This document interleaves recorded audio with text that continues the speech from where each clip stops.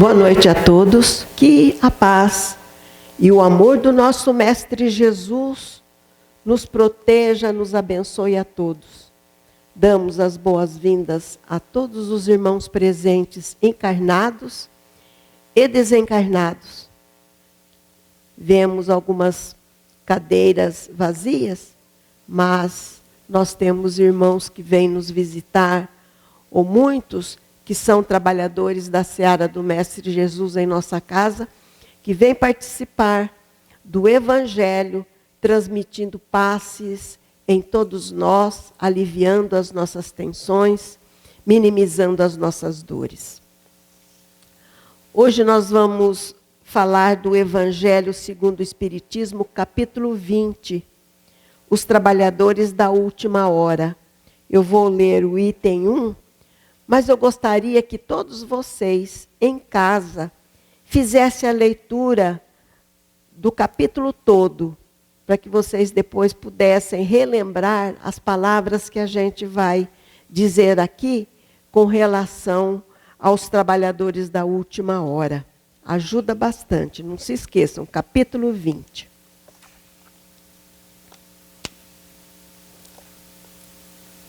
O reino dos céus é semelhante a um pai de família que saiu de madrugada a fim de assalariar trabalhadores para a sua vinha. Tendo convencionado que os trabalhadores, que pagariam 1 denário a cada um por dia, mandou-os para a vinha. Saiu de novo à 3ª hora do dia, e vendo outros que se conservavam na praça sem fazer coisa alguma, disse-lhes: Ide também vós outros para a minha vinha, e vos pagarei o que for razoável. Eles foram. Saiu novamente à hora 6ª e à hora 9ª do dia e fez o mesmo. Saindo mais uma vez à hora 1ª, encontrou ainda outros que estavam desocupados, aos quais disse: Por que permaneceis aí o dia inteiro sem trabalhar? Disseram eles, que ninguém nos assalariou. Ele então lhes disse: Ide vós também para a minha vinha. E ao cair da tarde, disse o dono da vinha àquele que cuidava dos seus negócios: Chama os trabalhadores e paga-lhes, começando pelos últimos e indo até aos primeiros. Aproximando-se então, os que só à 1ª hora haviam chegado, receberam 1 denário cada um. Vindo a seu turno, os que tinham sido encontrados em primeiro lugar, julgaram que iam receber mais. Porém, receberam apenas 1 denário cada um. Recebendo-o, queixaram-se ao pai de família, dizendo: Estes últimos trabalharam apenas 1 hora. E lhes dás tanto quanto a nós que suportamos o peso do dia e do calor. Mas, respondendo, disse o dono da vinha a um deles: Meu amigo, não te causo dano algum. Não convencionaste comigo receber 1 denário pelo teu dia? Toma o que te pertence e vai-te. Apraz-me a mim dar a este último tanto quanto a ti. Não me é então lícito fazer o que quero? Tens mau olho porque sou bom? Assim, os últimos serão os primeiros e os primeiros serão os últimos, porque muitos são os chamados e poucos os escolhidos. Apontamentos de Mateus capítulo 20, versículos de 1 a 16. Ver também parábola do festim das bodas, capítulo 18, item 1. Então, vocês, quando forem ler o Evangelho no capítulo 20, depois procurem esse capítulo 18 e leiam para ver mais amplitude no conhecimento, no entendimento da lição.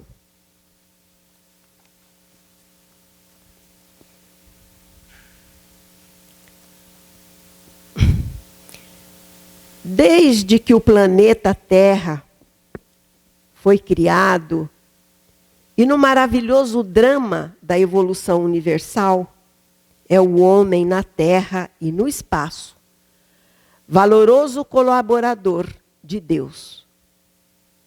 Esta parábola encerra um ensinamento velado, como todas as parábolas, dirigido a todos nós, seres humanos, de ontem e de hoje, que na realidade somos as mesmas criaturas de ontem e de hoje. Entretanto, Jesus nunca nos pediu sacrifício total de um dia para o outro. Não é por causa da misericórdia, das tolerâncias para conosco, que nós vamos esquecer de aplicar aquilo que é do nosso dever. E qual é o nosso dever? O nosso dever é o esforço próprio de todos os dias no sentido de nos melhorarmos. Nós hoje não temos mais desculpas a dar, porque já se passaram mais de 2000 anos de fermentação dos preceitos evangélicos no laboratório do raciocínio e no céu do coração. A meditação foi prolongada para tomarmos boas diretrizes, embora tenhamos ainda algumas raízes que teimam em permanecer encravadas, mas que com muito jeito, força de vontade e persistência serão fáceis de arrancar de vez, e assim as nossas mazelas, como o orgulho, a vaidade, a prepotência, a teimosia, etc., etc., irão sendo substituídos pela boa vontade, pela compreensão, pelo amor, pelo desejo firme de vencer e assim combater o bom combate, como aconteceu com o nosso irmão Paulo de Tarso. Observa-se nesta parábola que ela é uma indireta resposta de Jesus aos seus discípulos por causa de suas perguntas, que está em Mateus capítulo 19, versículo 27. Eis que nós deixamos tudo e te seguimos. O que é que vamos receber? Disseram isso para Jesus. Nesta parábola, observamos que a lei do trabalho está diretamente ligada à lei do progresso e que há uma promessa de recompensa aos trabalhadores que se propuseram ao trabalho de todas as horas. O pai de família na narrativa significa Deus, o Pai Criador. Os trabalhos se traduzem nos discípulos. Os trabalhadores se traduzem nos discípulos e na humanidade. O trabalho na vinha é a seara de Jesus, que é enorme, e há trabalho para todos que desejam laborar. O resultado do trabalho são os esforços na aquisição das virtudes do saber. Virtude é a qualidade de quem está no caminho para ser bom. O conceito está de acordo com a definição espírita, conforme Allan Kardec, no Evangelho segundo o Espiritismo. Reconhece-se o verdadeiro espírita por sua transformação moral e pelos esforços que faz para domar suas más tendências. Como desenvolver virtudes? Desenvolver virtudes é como escalar uma montanha desde a base até o topo. Há um caminho de ascensão através do esforço. Como todas as subidas, ela é árdua, cheia de sacrifícios. Só tem valor o que conquistamos com trabalho e persistência. Na balança divina, somos todos iguais. Só as virtudes nos distinguem aos olhos de Deus. Vou repetir. Na balança divina, somos todos iguais. Só as virtudes nos distinguem aos olhos de Deus. Todos nós somos espíritos de uma mesma essência e todos os corpos são modelados com igual massa. Os nossos títulos e nossos nomes ficam no túmulo e assim não são eles que nos dão ou darão a felicidade prometida aos eleitos. É a caridade e a humildade que são nossos títulos de nobreza. É o que levamos. O resto fica. Não devemos nos orgulhar do que sabemos, porque esse saber tem limites bem estreitos no nosso mundo. Há situações em que recebemos ostensivos chamados ao trabalho evangélico, seja no setor mediúnico, seja no setor do esclarecimento ou na esfera das práticas assistenciais. Mas, frequentemente, tais solicitações de serviço são-nos feitas de forma velada. E a pergunta persiste. Por que estáis ociosos todo o dia?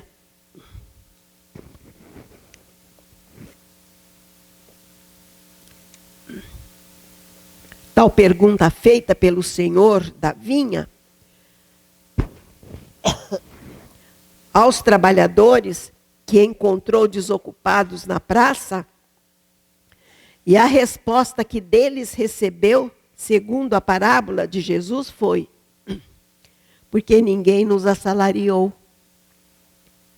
Saibamos nós ver a silenciosa solicitação de auxílio que nos apresenta tantas vezes um humilde par de olhos, angustiados, ou a triste expressão de uma mãezinha que sustenta nos cansados braços uma sofredora criança.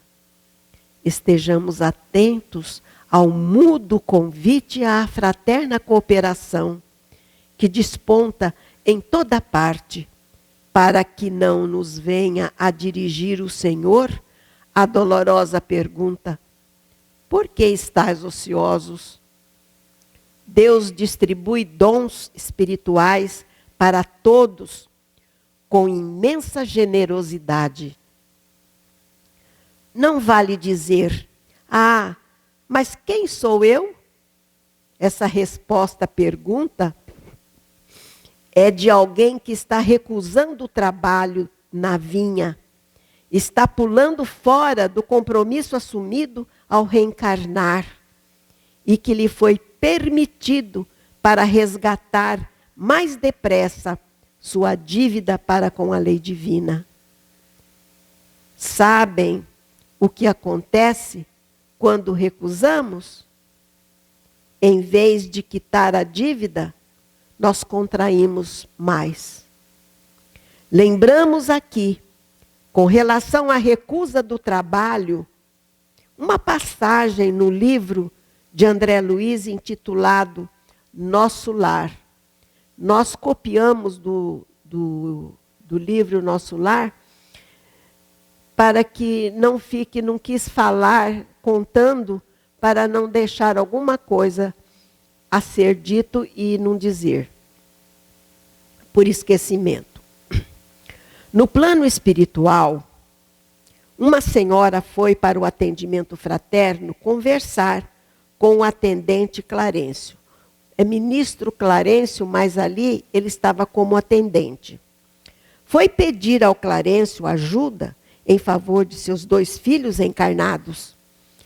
Ela sentia muitas saudades deles e soubera que ambos viviam exaustos e sobrecarregados de infortúnios.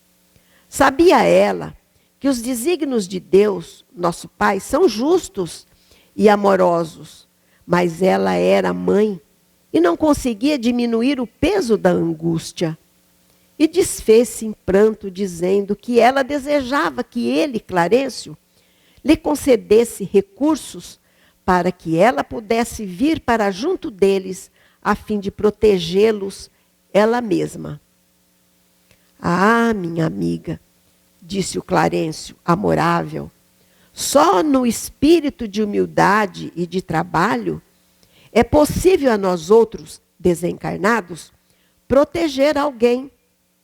E completou, que me diz você de um pai encarnado que desejasse ajudar os filhinhos, mantendo-se em absoluta quietação no conforto do lar? Deus, nosso Pai, criou o serviço e a cooperação como leis que ninguém pode trair, ignorar. Nada lhe a consciência, nada lhe é a consciência nesse sentido. Nada lhe diz a consciência nesse sentido? Quantos bônus horas poderá apresentar em benefício de sua proteção?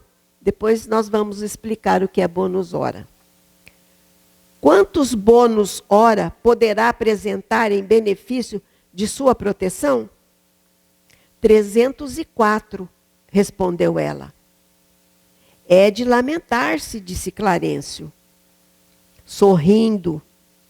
Você se hospeda aqui há mais de 6 anos e apenas deu à colônia Nosso Lar, até hoje, 304 horas de trabalho?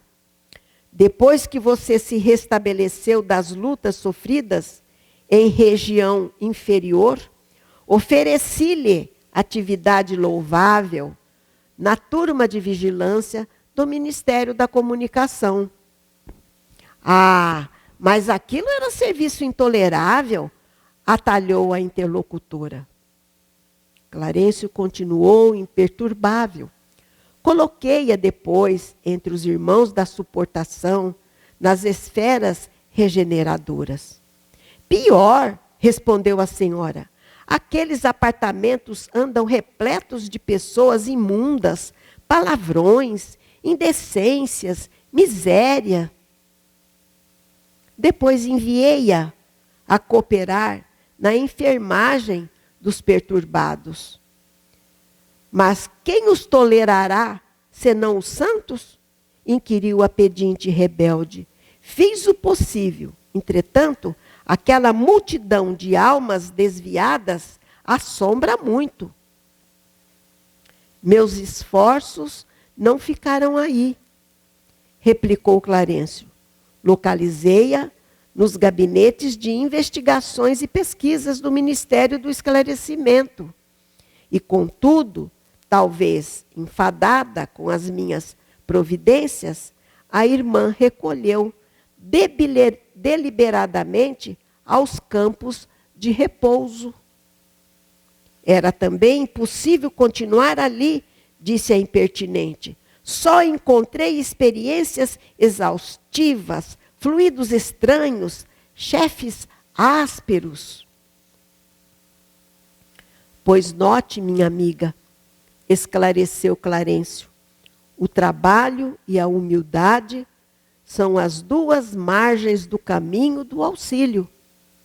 Para ajudarmos alguém, precisamos de irmãos que se façam cooperadores, amigos, protetores e servos nossos.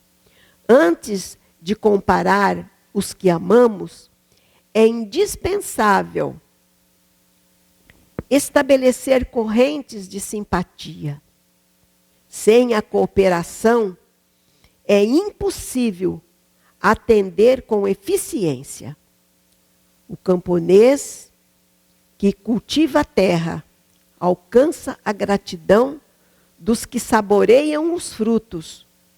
O operário que entende os chefes exigentes, executando-lhes as determinações, representa o sustentáculo do lar em que o Senhor colocou. O servidor que obedece construindo, conquista os superiores companheiros e interessados no serviço, e nenhum administrador intermediário poderá ser útil aos que ama, se não souber servir e obedecer nobremente. Fira-se o coração, experimente-se a dificuldade, mas que saiba cada qual que o serviço útil pertence, acima de tudo, ao doador universal. E continuou: que fará, pois, na terra, se não aprendeu ainda a suportar coisa alguma?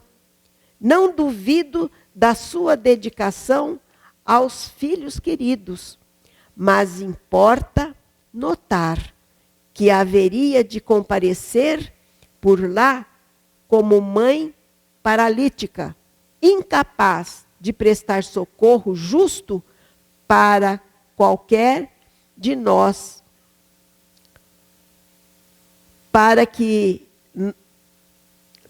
incapaz de prestar serviço justo. Eu vou repetir. Nós não duvidamos da dedicação aos filhos queridos, mas importa notar que haveria de comparecer por lá como mãe paralítica, incapaz de prestar socorro justo, para que qualquer de nós alcance a alegria de auxiliar os amados, faça necessário a interferência de muitos a quem tenhamos ajudado por nossa vez. Os que não cooperam não recebem cooperação. Isso é lei eterna. E se minha irmã nada acumulou de seu para dar, é justo que procure a contribuição amorosa dos outros. Mas como receber a colaboração imprescindível se ainda não semeou nem mesmo a simples simpatia? Volte aos campos de repouso, onde se abrigou ultimamente, e reflita. Examinaremos depois o assunto com a devida atenção. Então, tomemos tento com relação ao trabalho que abraçarmos, com relação às criaturas que mais necessitam, buscando a orientação da casa espírita, buscando os estudos que vai dar condição maior para um trabalho mais abençoado, um trabalho mais cooperativo. Porque não é, eu vou transmitir o passe, dar o passe de qualquer jeito, sem saber, né, o que é que estamos realmente fazendo, que sentimento devemos ter, que pensamentos devemos ter naquela hora, naquele momento.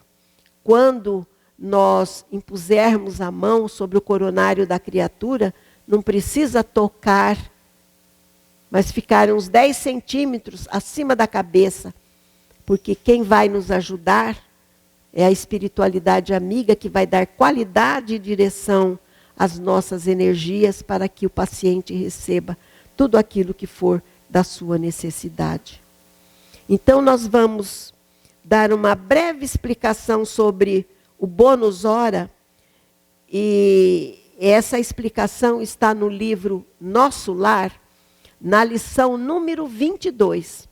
Aqueles que desejarem saber mais aprofundado com relação ao bônus hora, leiam essa lição número 22. Nós vamos apenas dar uma pinceladinha. O bônus hora não é moeda, mas ficha de serviço individual funcionando como valor aquisitivo. Então, a nossa irmã não tinha tanto bônus hora assim para poder fazer um atendimento aos seus queridos filhos que aqui ficaram. Agora vocês vão ficar pensando, e será que o filho da irmã não vai ser atendido? Leia o livro Nosso Lar que vocês vão saber o que vai acontecer. O bônus hora não é moeda, mas ficha de serviço individual funcionando como valor aquisitivo. E Joana de Ângeles ensina que o mundo é educandário, oficina para atividades nobres e nunca uma ilha de sorrisos e plenitudes que deleitam apenas por um momento. O Evangelho de Jesus é um repositório de ensinamentos convidando à mudança de entendimento da finalidade existencial, do porquê e para que nos encontramos aqui na Terra. Necessário fazermos uma avaliação apurada, consciente de como estamos vivendo hoje aqui na Terra como encarnados. Será que estamos agradando o nosso ego sempre necessitado de estímulo? Estamos dominados pelas paixões derivadas da necessidade do prazer e da posse, que parecem constituir metas únicas? Estamos transformando a existência num calvário de lutas intermináveis, buscando o triunfo na sociedade que faz do prazer o fim da vida? Estamos buscando, desesperados, todas as espécies de mentiras, que são todas as drogas, infelicitando a nós mesmos e aos que nos cercam? Saibamos que agindo desta forma, a nossa conduta é ilusória e assim estamos desviando da rota certa. Temos o Evangelho de Jesus, que é um repositório de ensinamentos, convidando a mudanças, buscando a instalação do reino de Deus nas mentes e nos corações humanos. Os profetas foram os primeiros a trazerem a notícia da vida espiritual para a justiça divina, da justiça divina, das consequências dos atos morais, em relação ao próprio ser. Cumpriram com suas próprias missões, abrindo espaços luminosos para os que viriam depois, mais tarde. São considerados os trabalhadores da primeira hora. Sofreram muito, mas não desistiram. Depois vieram os intelectuais, seus herdeiros, os mártires, os pais da igreja, os missionários do bem, os lutadores da solidariedade humana, que auriram os ensinamentos recebidos, os exemplos e os estímulos para continuarem trabalhando a terra dos sentimentos terrestres, luta incessante contra a sombra coletiva, conforme ocorrera com o Mestre. O Consolador prometido pelo Mestre Jesus chegou. Veio a revelação espírita, que deságua do mundo espiritual com propostas da imortalidade, que é revelada através de mediunidade, da justiça divina atestada pela reencarnação. muitos trabalhadores engajados na renovação retornaram ao planeta para cumprirem com os deveres interrompidos lá atrás, no passado. Em outras reencarnações fracassadas, somos nós mesmos, os espíritas de hoje.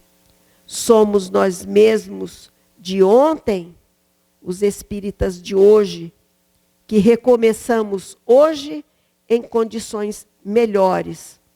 Somos os trabalhadores convidados pela consciência lúcida do dever e estimulado pelos ensinos de Jesus a superar o ego e investir as melhores energias na vivência e divulgação da mensagem evangélica.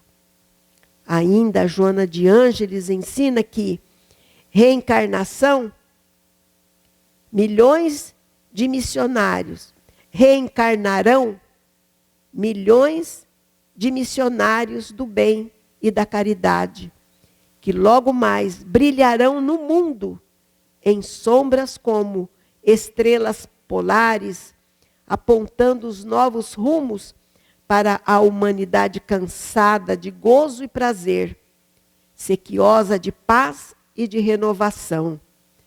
Escaparão as luzes da verdade,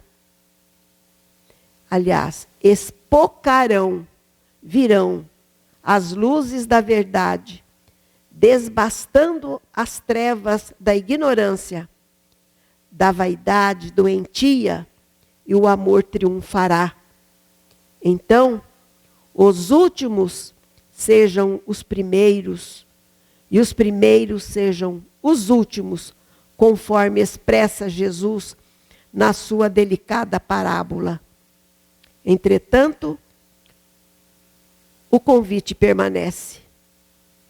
Venha hoje trabalhar na minha vinha. Todos nós somos convidados a esse trabalho. Busquemos, junto ao vizinho, junto a um parente, junto a um amigo, a um necessitado, auxiliar, porque assim estaremos trabalhando na vinha do Senhor. E aqueles que desejarem trabalhar na casa de oração, busquem o estudo sistematizado, que vai dar condição, entendimento do Evangelho. Busquem o curso da mediunidade depois que fizer o estudo sistematizado. Tudo é uma sequência para melhor entendimento de todos nós. Busquem, quando houver cursos de passes, de vocês poderem fazer esse curso, mesmo que não queira trabalhar na casa, mas vocês saberão atender um netinho, um filho em casa, buscando assim aliviar as tensões, minimizando as dores, trabalhando assim na vinha do Senhor. Que o Senhor nos abençoe, nos fortaleça, proporcione a todos nós o bem-estar, o equilíbrio, a serenidade. E não se esqueça de ler o capítulo 20 do Evangelho segundo o Espiritismo, para que vocês tenham maior compreensão daquilo que nós passamos para todos vocês. Boa noite a todos, que Jesus continue nos amparando e nos abençoando.